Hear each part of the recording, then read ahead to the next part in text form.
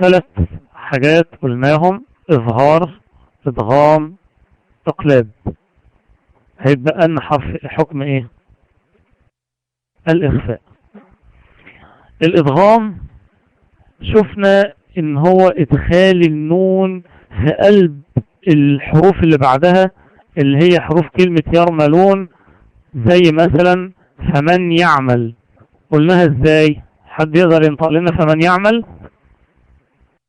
فمن يعمل، أيوة. فمن يعمل. كلام جميل جدا. بعكس بقى مثلا ذلك لمن خشي ربه. ماشي، يلا يا ابو حميد. ذلك لمن خشي ربه. ذلك لمن خشي ربه. جميل، بس برضه في محتاجة تظبيطة شوية. مراندا هي اللي هتقول لنا الكلام الصح. ذلك لمن خشي ربه. شاطرة. يبقى احنا كده عندنا لمن خشي ينطقها عادي جدا. لاحظوا الوضوح التام ما بين الإدغام والإظهار. الإظهار تنطقها عادية جدا، الإدغام بخفيها خالص والغيها تماما. الإخفاء بقى حالة وسط ما بين الإدغام والإظهار، التوسط ده هيجي ازاي؟ احنا خدنا فيها حاجة فيها إخفاء قبل كده؟ حد يفتكر ان في حاجة خدناها فيها إخفاء؟ مدام هالة. لا مش فاكرة ان خدنا إخفاء. خلاص. حضرتك عاملة ولا ربة بيت الأول بس عشان أعرف أقول لقب معين؟ لا ربة بيت. أنا مهندسة ربنا يكرمك من منازلهم.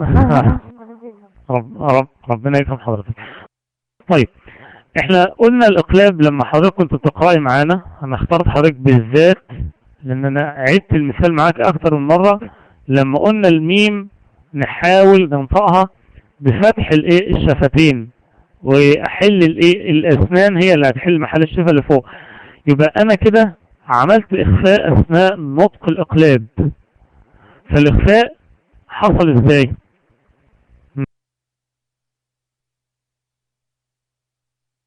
يعني أيوة، بس أنت إيه اللي مش فاهماه في الإخفاء؟ أقلب الباء لميم ولا العكس؟ هذه أول حاجة. أقلب النون لميم لو جه بعد النون حرف الب.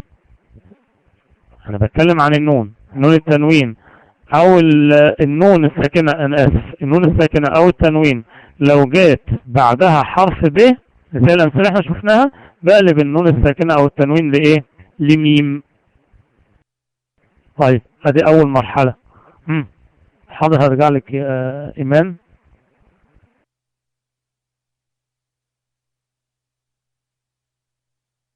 نوران اتفضلي. بنحط غنة على الميم. نحط غنة على الميم، ماشي. طيب، وبعت لك سؤال يا ريت تحاولي تجاوبي عليه. طيب، دلوقتي انا بقول الاخفاء اللي حصل عند الاقلاب في حرف النون لما جت مع الب، او التنوين لما بيجي مع الب، هو نفس الاخفاء اللي انا هتكلم عنه دلوقتي. ازاي؟ ان انا مش هنطق الحرف من مخرجه السليم. النون يا جماعة بتخرج من طرف اللسان، وكذلك التنوين من طرف اللسان. ان خلاص لحظة كده، ان من عليما سميع، خلاص تخرج من ايه؟ من طرف اللسان. طيب، لاحظوا كده انا لما اجي انطق بقى هبدأ انتقل من طرف اللسان ده لحروف تانية خالص. خلاص. طيب، ايه هي حروف الاخفاء؟ حد يقدر يقولها لي؟ انا هرجع تاني كده. حروف الاخفاء حروف الإخفاء إيه هي يا جماعة أو كام؟ أو أنا عايزكم من غير ما تقروا.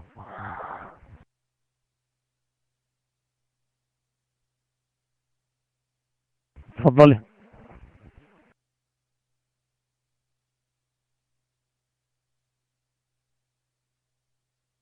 هي باقي الحروف اللي ما خدناهاش بقى في الحروف اللي قبل كده. زي سنة، كلمة سنة يعني ايه؟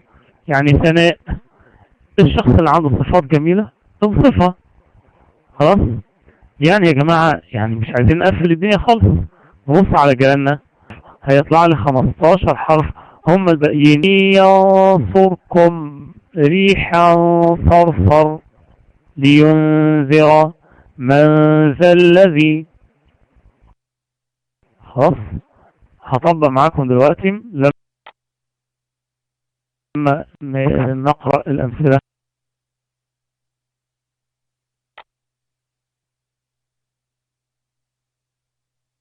الصفحات اللي أنا بقلبها ديت يعني زي ما قلت هي تفصيلات يعني نظرية أكتر منها تطبيقية. نفتح المصحف بتاعنا من أول آية.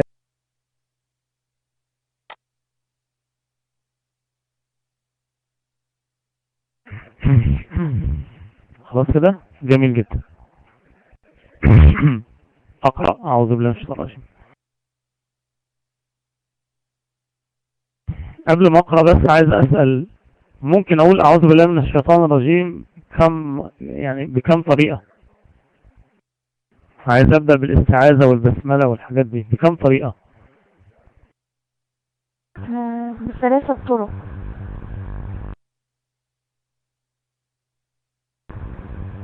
أو أربعة.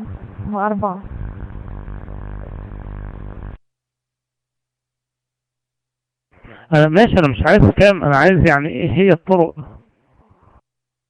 عايز يعني تطبيق اللي هي وصل الجميع وقطع الجميع، هم دول حضرتك تقصدهم؟ تمام. وصل الجميع أو قطع الجميع، أو وصل الأول بالثاني وقطع الثالث، أو قطع الأول ووصل الثاني بالثالث. بس هو مفيش طيب هقرأ كده أقول مثلا إيه أعوذ بالله من الشيطان الرجيم بسم الله الرحمن الرحيم إن جهنم. خلاص، أو كل واحدة لوحدها، أو أعوذ بالله من الشيطان الرجيم بسم الله الرحمن الرحيم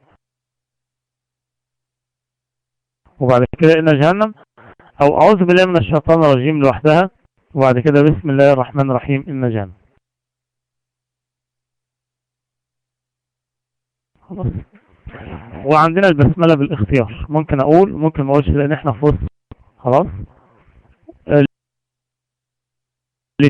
الاثنين سواء، لكن الاستعاذة هنا مستحب في أي وقت، في الأول في النص، الاستعاذة مستحب. أعوذ بالله من الشيطان الرجيم بسم الله الرحمن الرحيم. إن جهنم كانت مرصادا للطاغين مآبا لابثين فيها أحقابا لا يذوقون فيها بردا ولا شرابا إلا حميما وغساقا جزاء وفاقا إنهم كانوا لا يرجون حسابا وكذبوا بآياتنا كذابا وكل شيء أحصيناه كتابا فذوقوا فلن نزيدكم إلا عذابا. 5 آيات وحد تاني يكمل 5، يعني كل واحد يقرأ 5 آيات بالترتيب عشان محدش يرفع ايده. أعوذ بالله من الشيطان الرجيم. إن للمتقين مفازا حدائق لا، هاتي من وأعناب. أول. من الأول؟ من أول إن جهنم، من أول إن جهنم، إن جهنم من أول الآيات اللي أنا جهنم. قرأتها. إيه، من 21 ل25، وغيرك يكمل 5 بعد. بسم الله الرحمن الرحيم. إن جهنم كانت مرصادا للطاغين مآبا. طيب ثواني. جميل. إن جهنم ولا إن جهنم؟ يعني في فتحة ولا في ألف في إن؟ في فتحة. مرة كمان. طيب يبقى مش ألف، مش هقول إن جهنم. إن جهنم كانت للطاغين مآبا لابثين فيها أحقابا لا يذوقون فيها بردا ولا شرابا إلا حميما لا كده، وغساقا. لا احنا كده هنزعل مع بعضينا. احنا بنقول ايه؟ لا يذوقون فيها بردا، وجاي على الحكم اللي خدتيه النهارده، وعايزه تقوليه كده تعديه. بردا دي عليها تنوين وفي بعديه حرف من الحروف، يا اما هيطلع اخفاء يا اظهار يا اقلاب يعني. لا يذوقون فيها بردا ولا شرابا إلا طيب، حميما والادغام بغنى محتاج لايه؟ وغساقا. لا، ادغام بغنى محتاج لايه؟ لغنى مقدار حركتين على حرف الواو. يبقى مش هتقوليها بردا ولا وتكليها كده، لا، بردا ولا، غنى مقدار حركتين. لا يذوقون بردا ولا شراب غساقا جزاء وفاقا إنهم لا مش جزاء، لا مش هينفع، إلا حميما وغساقا. جميل، ويعيد تاني إلا حميما وغساقا برضه. إلا حميما وغساقا جزاء بس إلا فيها ألف، إلا فيها ألف، يبقى إلا حميما. حميما جزاء وفاقا إنهم كانوا كلمة وفاقا، هي أنا عايز بس نشوف التشكيل بتاعها.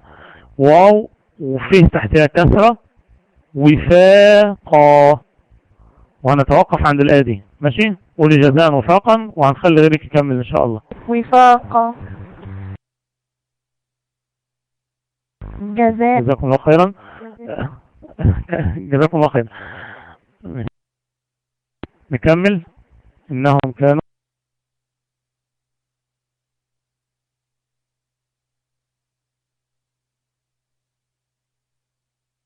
أبو حميد. إنهم كانوا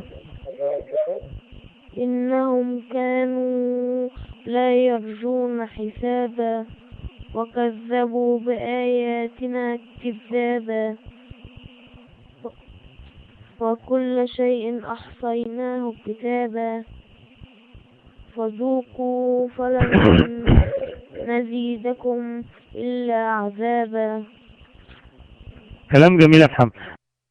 بس بص بقى، أنا عايز لما نيجي نقول إنهم كانوا، مش محتاج لمادة في كلمة كانوا. إنهم كانوا لا يرجون، بس عامة إلى حد ما كويس. اتفضلي.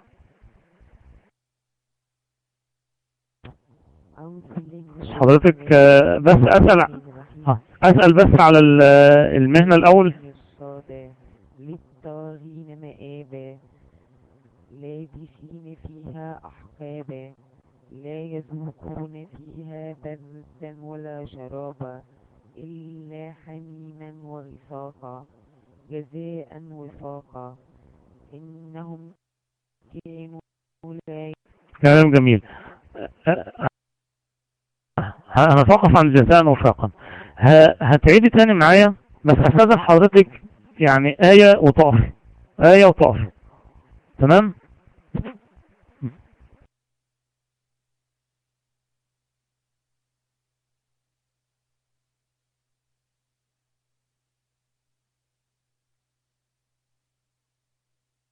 مرة تانية اتفضلي. وحضرتك إن جهنم كانت مرصادا للطاغين مآبا لابثين فيها أحقابا لا يذوقون فيها بردا ولا شرابا إلا حميما وغساقا جزاء. جزاكم الله خيرا يا بسام، جزاكم الله خير. معلش.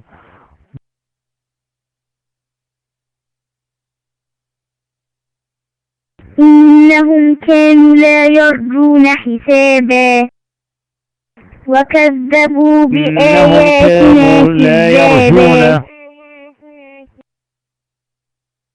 لا يرجون مفيش حاجة اسمها جيم كده. يلا إنهم كانوا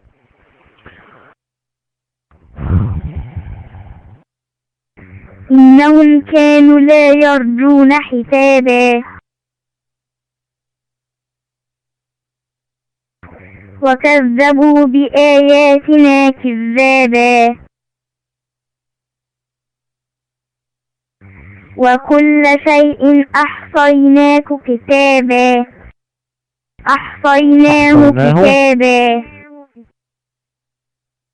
فذوقوا فلن نزيدكم إلا عذابا. كلام جميل جدا، جزاكم الله خير. من الأول زي ما احنا اتكلمنا عن الإخفاء.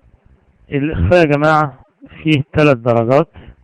إما يكون أعلى درجة في الإخفاء عند حرف الطاء والدال، مثلا نقول إيه منطق الطير، منطق الطير، تحس إن الإخفاء إيه النون مخفية خالص. وأقل حاجة خالص لما الاقي الإيه حرف مثلا زي حرف الإيه الكاف أو الإيه منكم. طبعا أمثلة الإخفاء يعني كانت قليلة شوية النهاردة، والتطبيق على الإخفاء كان قليل، لكن إن شاء الله بإذن الله هيكون لينا يعني إيه وقفات مع كثير من الأمثلة إن شاء الله في المرات القادمة، وخصوصا